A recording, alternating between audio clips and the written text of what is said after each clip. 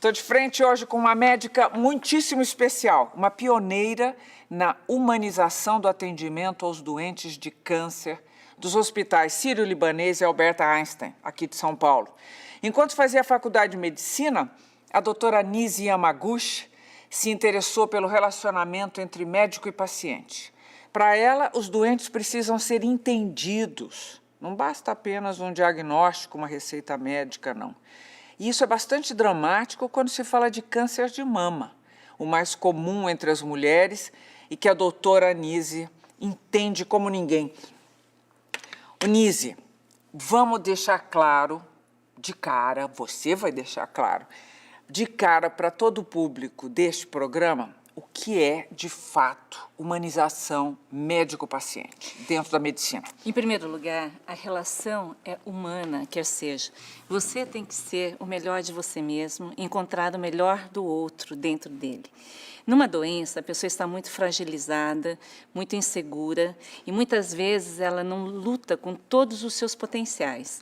Então, o que eu faço é acordar a capacidade imanente de reconhecimento das forças e trabalhar a questão dos medos.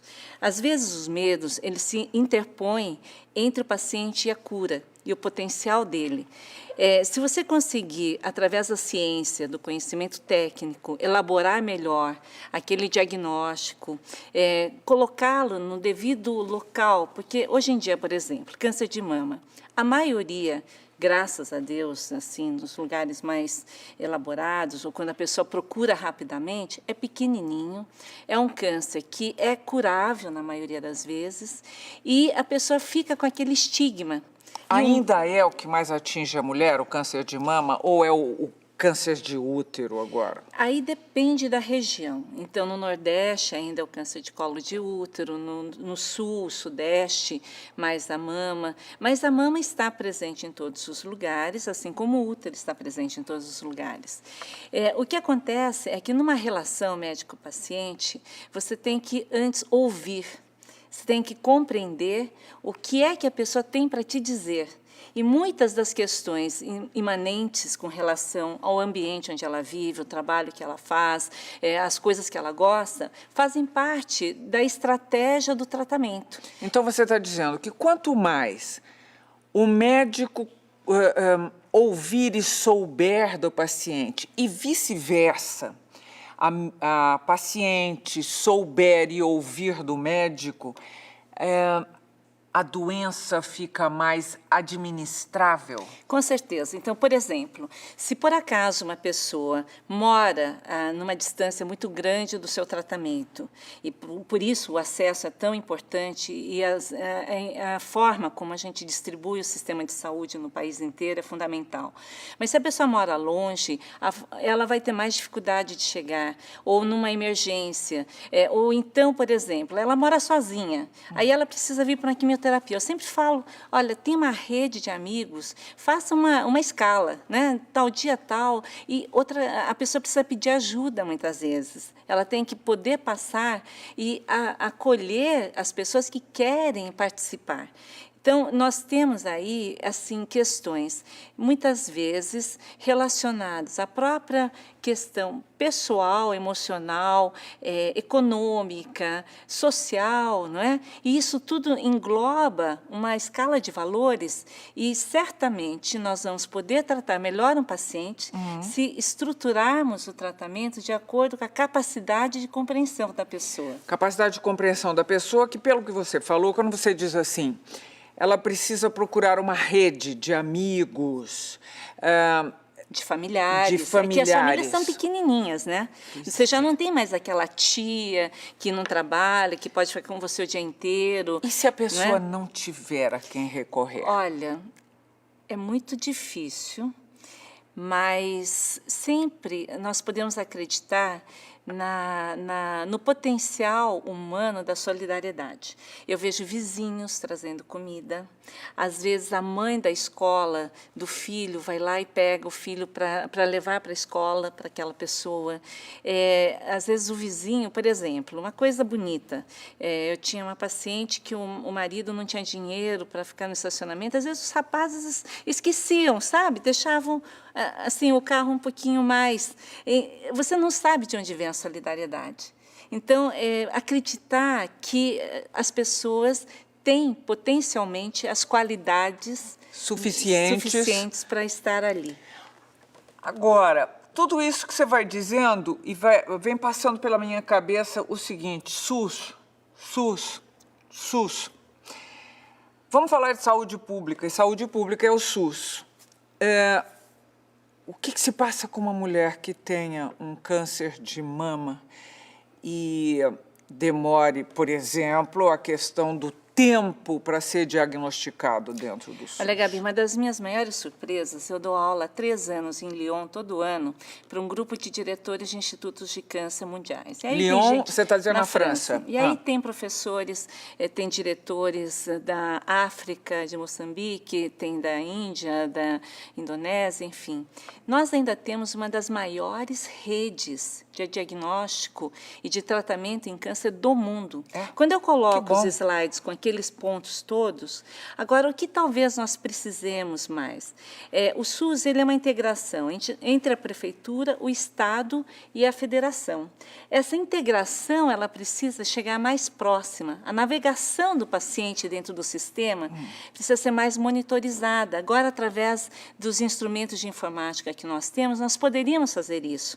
Então, como é que a gente faz com que uma paciente que tenha uma alteração no BIRADS 4 ou 5, que é o catálogo para uma mamografia mais alterada, encontre rapidamente o seu tratamento? Então, essa equação, apesar das leis que já existem, dos 60 dias... Estão sendo cumpridas, Jana? É muito difícil. A lei, ela é pétrea, não é? A lei, ela não capilariza todo o processo, mas o fato... Porque pela lei, só para esclarecer, pela lei...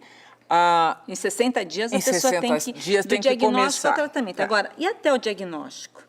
Esse é o tempo que a paciente demora, muitas vezes, de um estadio inicial até chegar no diagnóstico.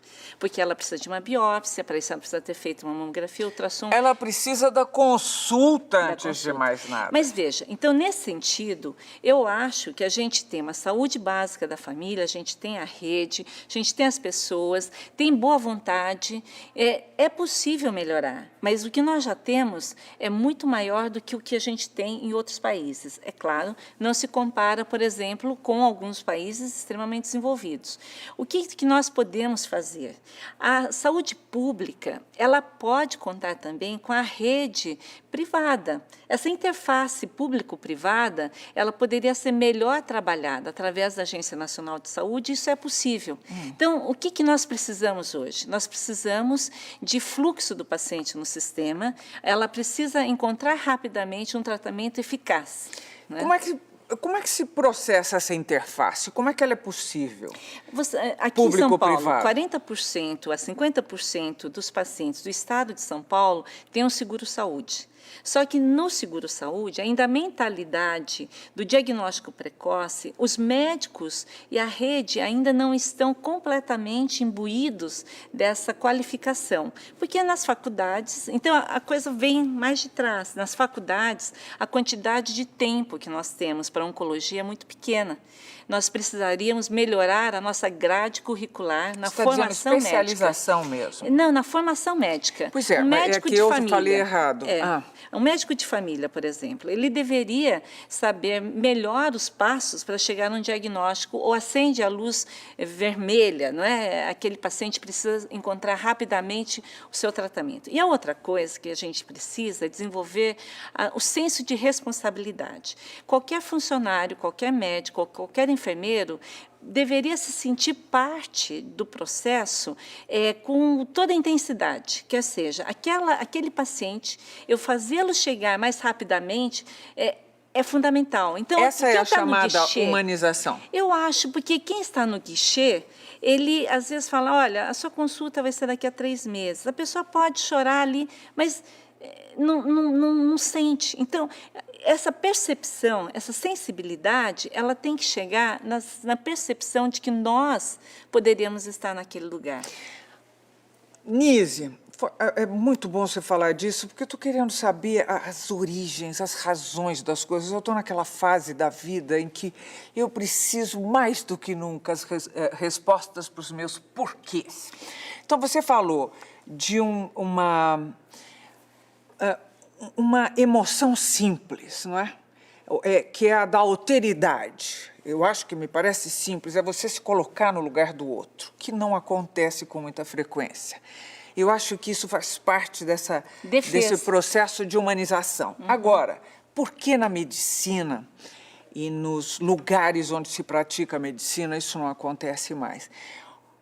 Porque nós somos muitos mais do que fomos no passado, porque a medicina se mercantilizou. Qual é a resposta? Eu acho que a gente tem muita dificuldade de lidar com a própria dor, com a nossa própria vulnerabilidade.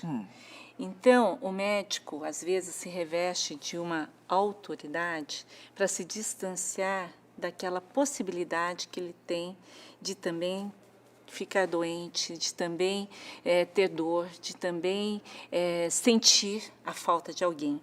Então, no momento em que você percebe que você é vulnerável, mas você é forte dentro de você, que você pode ser sensível e você também pode ser técnico, que você pode lutar junto e você pode entrar com uma Perséfone no reino dos infernos e sair sabe, para uma situação melhor.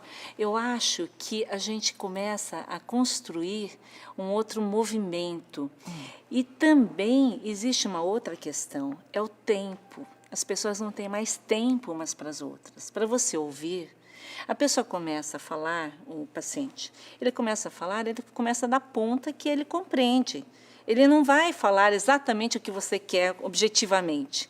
Então, muitas vezes, você tem que dar um tempo para que a pessoa elabore o seu sentimento para conseguir chegar em algum outro momento. E isso, hoje, em consultas de 15 minutos, é impossível. Ou em pé, ou... Então, o que precisa? Então, não tem solução? E tem solução. Tem solução, mas exige uma disponibilidade interna das pessoas. Mais do que isso, um treinamento. Então, isso é fundamental. O treinamento, existe. Você precisa ser realmente motivado, é isso? Não, mas existe uma coisa, treinamento técnico, porque você tem que conseguir ler através das entrelinhas, as necessidades dos pacientes, os diagnósticos e os sintomas. Antes de você pedir aquele quilo de exames, você tem que saber exatamente o que você está procurando. Então, o treinamento é um treinamento também de percepção ativa e de exatidão. E aí, como é que você vai chegar? Você tem um objetivo, você quer chegar na cura ou no tratamento, você quer chegar na cirurgia, mas para chegar na cirurgia você tem que fazer todo um planejamento e uma coisa estratégica. E aí você vai andando na rede com todas as coisas ao mesmo tempo. Tem que fazer tal exame, tal exame, tal exame, você busca as melhores referências, você tem que confiar. Então, eu sempre faço uma checagem, eu nunca acredito num laudo, eu vejo o exame, eu checo para poder ter certeza de que aquilo está bem representado, vou no setor de radiologia, discuto os pacientes, vejo se realmente aquilo que foi a percepção do médico, que não tinha toda a informação que eu tinha, bate com aquela que o paciente precisa. E estrutura o tratamento, o fluxo do paciente junto do cirurgião, do radioterapeuta, etc. Uma pergunta delicada, você é sozinha nisso? Não. Porque você, para conseguir suceder na sua intenção, na chamada humanização, nesse aprofundamento, quer dizer, você cobrir toda a matéria para depois resolver, você precisa ter colaboração. Você tem que ter equipe. Exatamente. Você tem que ter equipe. E eu escolho a minha equipe baseada no olhar. Se essa pessoa sente, se ela quer, se ela está junto, se ela é coerente entre ela. Porque também coerência interna é outra coisa. Não adianta você falar algo que você não consiga praticar.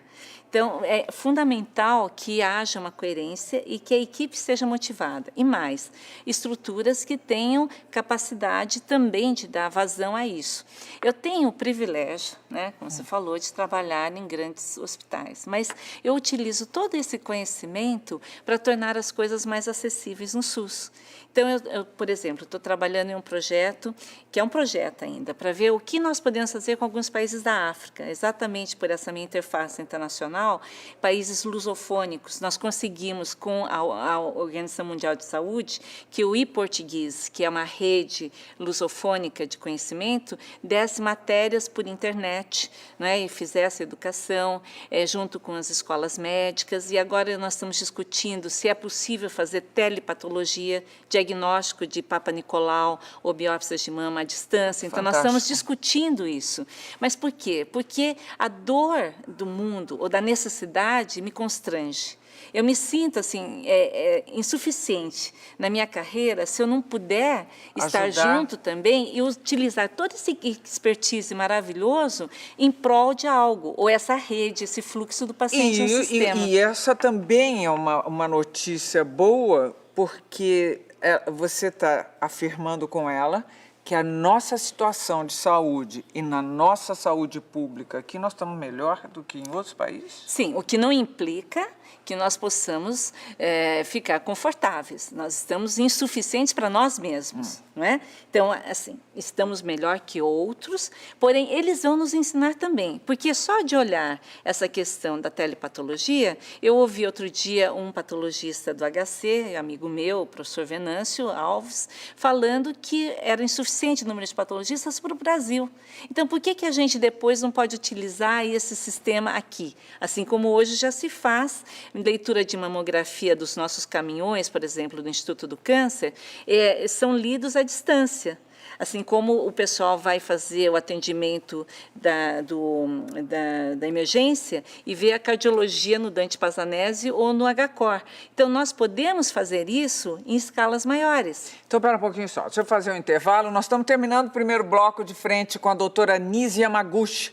Nós voltamos logo depois de um rápido intervalo. Até já.